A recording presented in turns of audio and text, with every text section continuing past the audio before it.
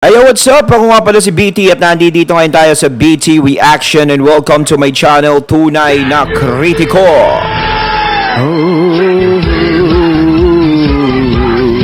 At meron po tayong panonooring video ngayon. Ito po ay nagmula kay Philippines Trending News at ito ay pinamagatang kakapasok lang, grabe ang utos. Sen Aimee Kong Marcoleta, PCSO suspendido na. Mr. Robles, tanggal agad? Aba. Ayan, no? So, may lilinawin lang ako saglit, no? About dun sa nababasa kong comment. Yung may nagko-comment sa akin na ganito raw, yung binabalita ko, ganito, ganyan, ganyan. Alam nyo po, magpapaliwanag lang po ako dito, no? Bukod sa dinadala natin na update, no? Sa nangyayari ngayon dito sa mga pangyayari na nangyayari sa ating bansa. Is ako po yung nagbibigay ng reaksyon, no, mula dun sa mga balitang ating nasasagap. So ayun po ang ating nakikita at atin ditong pinag-uusapan. Ako po ay nandito para manood kasama nyo at magreaksyon kasama nyo. Kumbaga pag nagko-comment kayo sa comment box, is dito naman nagko-comment ako about dun sa video o balitang aking napapanood. Linawin ko lang, no? Kasi baka isipin ng iba na ganto ganyan ako, ganto ganyan. Tapos may nagsabi pa na dapat yung ano muna ng gobyerno ang tignan nyo. Tignan mo, ganto ginaganyan ako. Yung magandang nagawa. Nakikita ko naman yung ginagawa ng gobyerno. Hindi ko naman kinakalaban yung gobyerno. Di ba? Hindi ko kinakalaban. Ba't ko kakalabanin yung gobyerno? Ano magiging panalo ko sa gobyerno? Di ba? Hindi ako mananalo dyan. So, kaya lang tayo may mga nagbibigay lang tayo ng komento. So, kung may nakikita tayo o nadidinig na binibigyan natin ng komento na gano'n, na medyo taliwas sa ginagawa ng gobyerno, is nagbibigay lang ako ng komento. Karapatan ko yun eh. Di ba? Parang kayo din mga katunay, di ba? Nagko-comment kayo sa comment box. Lahat tayo may karapatang magkomento. Ako, binibigyan ko ng reaksyon. Ngayon, yung nireaksyon ko, binibigyan nyo rin ng sarili nyong opinion at reaksyon, di ba? Ganun lang yun. Ako kasi nagsasalita, is kayo na, yung iba naman, syempre kayo mga katunay, is nagko-comment naman. Kumbaga, inilalabas nyo rin kung ano yung mga nasa sa loobin nyo. Ganun, pinapaliwanag ko lang. Hindi ako galit.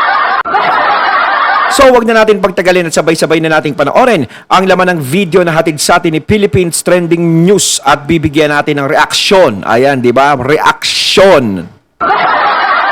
Ayan, reaction video, ibig sabihin, ha? Reaction.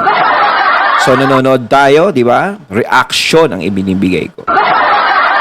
Philippines Trending News. Pasok ang balita. Samantalang pinasususpinde ni Senator Aimee Marcos ang anumang lotto draw operation hanggang sa hindi pa nare-resolba ang mga issue sa mga bet winners nito. Naging mainit kasi ang usapin hinggil sa umunoy sa buwatan sa loob ng Philippine Charity Sweepstakes Office matapos na questionin ang dami ng mga nanalo nito lamang mga nakalipas na linggo at buwan. Batay sa impormasyon, karamihan sa mga mananalo o nanalo sa lotto draw ay magkakapareho ang apelyido. Ayon kay Senator Aimee, mathematically improbable o malabong mangyari ang sunod-sunod o dalas ng panalo ng jackpot sa loto. Anya, maaaring mayroong kababalaghan na nangyayari sa mga panalo sa loto. Doon pa lang sa pare-pareho ang apelyido. Naku hindi na coincidence yun. Gate pa ng senadora, hindi siya kumbinsido na walang manipulasyon sa Lotto Draw dahil kahit pa sinabi ng pamunuan ng Philippine Charity Sweepstakes Office na mayroon namang taga-commission on audit at may CCTV sa silid kung saan ginagawa ang mga draw o pagbobola. Dako muna tayo dyan sa mga kaganapan sa Senado kaugnay doon sa pagkwestiyon ng ilang mambabatas doon sa integridad ng Philippine Charity Sweepstakes Office at kung may talaga bang nananalo dyan sa Philippine Lottery. Wala pang 5 minuto na magsimula muli ang pagdinig ng Committee on Games and Amusement kaugnay sa integridad ng Philippine Charity Sweepstakes Office Lotto Games. Agad na tanong ni Senador Raffy Tulfo sa mga kawani ng ahensya kung talaga bang may nananalo sa Lotto Games. Ayon kay Tulfo, itong concern ng maraming mananaya ng Lotto kaya naman dapat na mabigyan ng linaw. Talaga bang may nananalo sa loto? Hindi ba naman manipula yung laro? O baka naman ito ay moro-moro lang, sabi nga ng mga marami na nakipag-usap sa akin. Bukod sa Yun palaisip ang mabigat na tanong dun. May nananalo ba sa loto? Ang alam ko, nung dati, siguro may nananalo. Ay, di ba kasi madalang lang may mana. Ang hirap talagang mahuli jackpot niyan. Kaya magtataka ka talaka. Kaya magtataka ka kung bakit araw-araw tuloy. Kung bakit lagi na lang may nananalo. Di ba? Napakahirap tamaan sa lahat ng mga games. Kahit naman sa TV, mga palaro doon kapag jackpot na, napakahirap. Sa Takeshi's Castle nga, napakahirap ng jackpot doon. Di ba? Tapos dito, napakadali lang loto pa. Siyempre, mga numero yan. Napakahirap naman, lagi kang tatama dyan na, di ba? Kaya nagiging question yan eh. Questionable talaga yung nangyayari. Pero dati is maniwala pa ako na talagang may nananalo. Kasi once in a blue moon talaga may nananalo. Eh, swertihan kumbaga. Pero ngayon eh, parang hindi na swertihan eh. O, di ba? Pag tumaya ka, talo ka, pero sila panalo. Parang ganun nangyayari. Ganun ba yan? Tipan kung may nananalo ba o wala sa loto. Kinwestiyon din ng senador ang PCSO sa pagdaragdag ng 500 million pesos sa jackpot prizes ng 649 at ilang pang loto games noong nakarang Disyembre. Ayon kay Tulfo, ang pagdaragdag ng malaking halaga sa jackpot prize ay questionable dahil ang PCSO ay isang negosyo na dapat kumita para magawang serbisyo na tumulong sa mamamayan. Ay yes, importante yan. Pagdadagdag, pagkakarga ng big amount sa isang game, in this case sa 649, in the amount of 500,000 pesos, ay questionable. It is not a smart business practice. Walang negosyo sa buong mundo na meron na nga silang kita at yung kita nila ay ibabalik para isugal nang sa gayon papanalunin ng isang tao. Bakit kinakailangan magdagdag? Depensa naman ni PCSO General Manager Mel Robles na noong Oktubre kung saan nagdiwang ng 89th anniversary ang PCSO, nagkaisa ang mga board of directors na dagdagan ng papremyo para sa loto. Anya, kinuha naman ito mula sa kanilang prize fund reserve. Dahil sa kanilang marketing campaign anya, ay naibalik na ang 500 million pesos at kumita pa sila ng 800 million pesos net. We increased all bets for 89 million. That is our way of promoting and celebrating our anniversary. This was taken from the prize fund, Your Honor, and on this end, which as our records show, really increased our sales. And then encouraged by that, for the December, knowing that we have a surplus fund for our prize fund reserve, the board has decided to create another promo. Ang tawag po namin, Handog Pakabog. No? This is really a marketing campaign to encourage more, and as a way of thanking the bettors to bet more and participate more para po pag-usapan yan at again to excite the market. And I'm happy to inform you, Mr. Chairman, that for the last 30 days, bumalik na po yung ininvest namin doon, and we made 800 million po in net, not to mention the taxes po that it generated. Giit ni Tulfo, salit ni Alam niyo yung sinabi niya ni Robles na to encourage more. Ibig sabihin, may mga hikayatin pa, may mga mahikayat na, maganda, laki ng panalo. Tapos may nananalo. Di ba? Madali nang manalo dito. Ang hirap kasi ng nangyari ngayon is hindi siya nakaka-encourage. Nagkaroon siya ng matinding issue dahil nagsimula doon sa edited na picture. No? Doon lahat nagsimula yan eh. Alam natin na may mga binabatong issue simula pa dati sa PCSO. Pero ito talaga yung naging matindi na talagang natutukan na kayo maigi. Dahil doon sa picture na yun, hanggang sa nagkaungkatan na. So, sa tingin nyo ba is mas marami ang mahihikayat ngayon na tumaya? Di ba? Di kaya mas marami ang, hindi ko naman sinasabi, hindi ko naman sinisira ang di ba? Kasi nagbibigay tayo kahit ako, kung mananaya ako, parang mag-iisip kasi ako na totoo ba talaga to, ganto, ganyan. Siyempre, lahat naman ng tao gustong tumaya ng loto at magbakasakali. Di ba? Kasi malaking premyo, malaking tulong yan. Pero sana naman, di ba? Kung magiging maayos ang problema dyan sa loto, sa PCSO, sana maging patas na. Dahil kawawa din naman yung mga bettors na tumataya. Di ba? Sila buong asa na tataya, 20 pesos, 100, sayang din yun. Dahil umaasa sila na mananalo balang araw. Ganun yun. Kasi nakaka-disappoint yung mga nalaman ngayon na sana mabigyan ng solusyon, maayos ang naging problema dyan sa PCSO. Pandagdag sa jackpot prize ang sobrang pera na iisa o dalawa lamang ang nananalo. Sa charity na lamang dapat ito ibinuhos. Samantala, sa pulong balitaan, duda din si Senate Minority Leader Coco Pimentel sa sunod-sunod na nananalo sa Lotto Games. Bagamat may pagdududa ang Minority Leader, wala niya siyang inaakusahan na kahit na sino at hiniling naman sa Cybercrime Investigation and Coordinating Center na magsagawa ng investigasyon upang palakasin ang tiwala ng taong bayan sa PCSO. Kasi yung assumption kasi is pag 500 million na pesos na yung jackpot, andyan na yung interest na ng mga betting public, at nagkakayahan na sila. When it happened naturally, it took months bago tamaan eh. And then all of a sudden, ito augmentation ng 5 laro, o isang buwan lang, sa lahat. Basta ako yung nagdududa, but I'm not accusing anybody, but we're asking na the CICC to conduct an investigation. Precisely, hindi tayo dito naghahabol ng kung meron mang kriminal na wala naman talaga ng krimen o kriminal. Ang inahabol natin dito is the palakasin ang pagtitiwala sa ating sa PCSO and sa mga laro ng PCSO. Ayun. Yun daw inedit na photo, ha? Yun, si Kong. Kasi dun sa social media ay napakaingay. Yung nanalo sa PCSO. Oo, sabi daw edited. Viral daw po ngayon yan eh. Pero inamin naman na edited nga, pero yun daw pinalitan lang daw yung Yung damit dahil may naunang pangyayari na sinisi sila nung nanalo dahil nakilala. Dahil doon sa suot na damit, nakilala ng mga kapitbahay. Siguro, Seller yung may-ari. sa bahay ng mga Ngayon, nung inedit, hindi na siya nakikilala ngayon. Ang problema kong, Nakilala pa rin. nakilala ng mga tao na edited. Yun, ang walang problema. Wala na akong problema doon. Ang importante ron, kaya naman ine-edit, itinatago yung identity nung nanalo. Para sa kanyang protection. Yun pagkakaalam ko. Diba? At yung layunin na yun, tama naman. Sapagkat manganganib yung buhay niya, napakaraming masama ngayon. For security reasons. Mukhang napakarami yata nung kanyang pinanalunan. So, kailangan itago mo yun. Ngayon, kung inedit, mali mo ng hindi nga maganda basta importante na itago mo yung kanyang Identity. Sa akin okay na yun. Yun lang naman ang objective. Itago mo para hindi makilala, para hindi siya matunton. Kung pangit nga ang pagkaka-edit, at least yung layunin natupad naman, okay na yun sa akin. Well, ako sa tingin ko ngayon mukhang natupad naman yung layunin para sa proteksyon doon sa tao.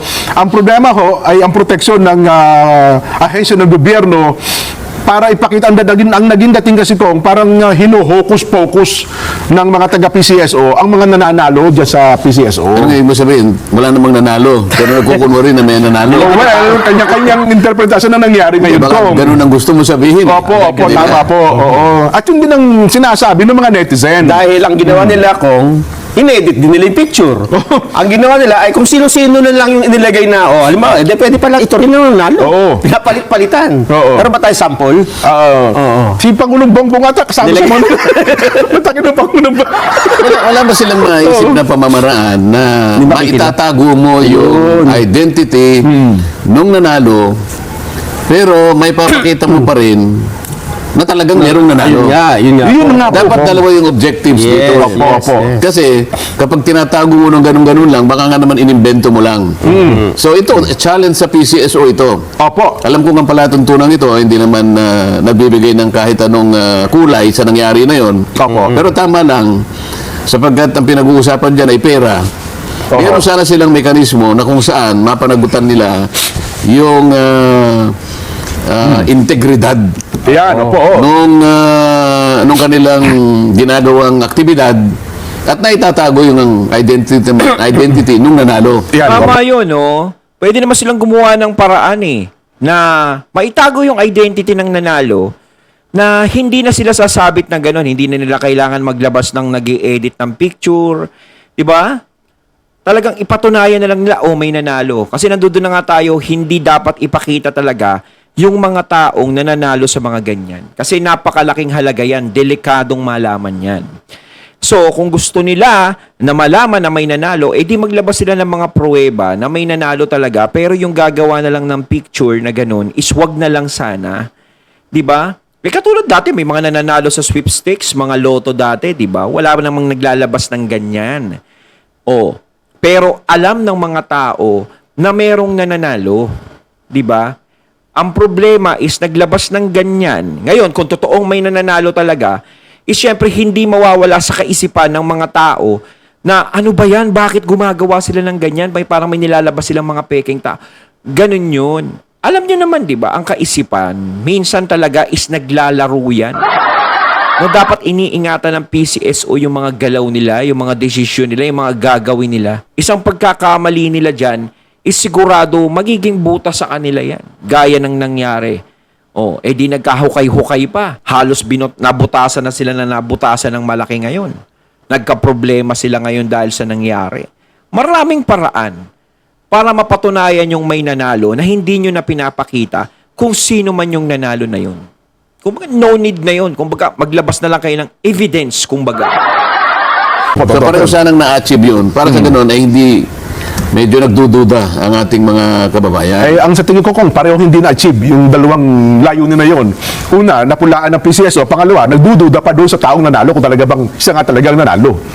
Yung ba namang mga nagduda na yun, marami naman. Baka naman mangilan-ngilan lang at ang karamihan naman ay nakapagtyaga na isipin na hindi pa namin na-perfect. Pero malinaw naman dito sa mga paper trail naman namin dito. Meron naman kaming meron naman kaming mekanismo rito. Meron kaming control dito na may nanalo po talaga sapagkat bago niya makuha to, napakarami pong paper trail, marami pong pipirma rito.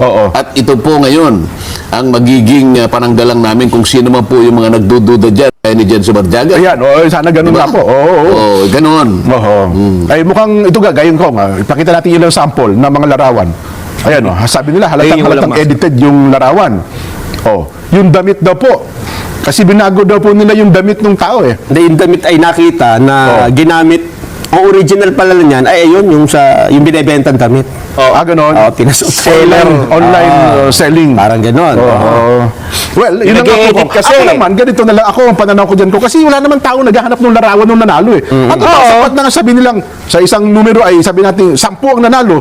Ang totoo, hindi naman hinahanap ng tao. Saan yung larawan ng 10? Wala naman ganun. Wala naman, simula pa dati. dati. Ang ginagawa ng ahensya ng gobyerno, nagpapalabas pa kasi ng larawan na napupulaan tuloy. Diba? Ngayon, kung ang dati nilang ginagawa, hindi naman naglalabas ng larawan. Sinabi lang nila, may nanalong ganito, may nanalong ganyan. O di sapat na. Ang tao naman naniwala ko. That's right. Nagduda lang yun. At saka dati pa may naniniwalang nananalo sa loto na hindi naman nilalabas yung itsura o maglabas ng imahe ng nanalo, Mariosep naman. Ano ba naman kasi ginawa ninyo? Bakit, naisip ninyo? Bakit kayo naglabas ng ganyan? Baka naman ng iniisip nga ng PCSO, Ayan. ay mas maganda kung makapaglabas man lang tayo ng larawan. Kayo naman kasi, pagka walang larawan, nagdududa kayo. Ano naman ang gagawin na ngayon sa inyong dalawa? Wala namang kinakailangan. Ganito na lang ang gawin natin. Total nakikinig naman ang PCSO. Ayan, oo. Kapag nag-edit po kayo, siguro, yung kabuuan ng katawan niya siguro, hindi naman makikilala yan eh. Marami tanggalin nyo na lang ang ulo. Yun na lang. Diba? Parang nanalo po yung tao ng ulo. Yun ang the best way, PCSO. Sa susunod na maglalabas kayo ng nanalo, kung gusto niya talaga patunayan na may nanalo, kunin nyo na lang yung katawan. Hindi naman makikilala yung katawan nun. Kung may tattoo, burahin nyo. Ganun lang. Tapos parang yung walang ulo na lang. Diba? Wala na lang siyang ulo para no question na tapos question mark na lang. Diba? Walang ulo tapos question mark. Kunyari, 10 sila, nakalinya sila nga, tanggalin lahat ang ulo. Pagkatapos, kung sino yung gustong magano, ito po yung pinirmahan nila. Basta wala na lang yung pangalan, pero makikita lahat. Meron paper trail, malinaw yun. Talagang yung proseso tama yung suggestion. ay hindi mapasusubalian ito. Ibig sabihin, hindi lalabas yung cheque hanggang hindi nakakapirma yung 8 o 18 tao na may kinalaman sa pagpapalabas ng cheque. Ayan. Okay. Pag-usapan lang din naman yan dahil sa mga viral sa social media, no? Yung ang pinag-usapan naman, yung logo, yung kung ano-ano. Kaya muling naungkat pangkat ito. Ayon, at ating natunghayan ang video na nagbula kay Philippines Trending News. At syempre natunghayan din natin. Ayan si Kong Marcoleta. Ano masasabi nyo tungkol sa videong ito na ating napanood at binigyan ng reaksyon at dun sa mga nasabi at paliwanag ni Kong Marcoleta? Diba mas maganda yung idea yung binigay niya? Wala na lang ulo, okay lang yung katawan, diba? Tapos nagbigay pa ako ng idea. Lagyan nila ng question mark. Yung sa may ulo. Comment na po kayo sa comment box. So once again, I'm BT and I'm out. Peace.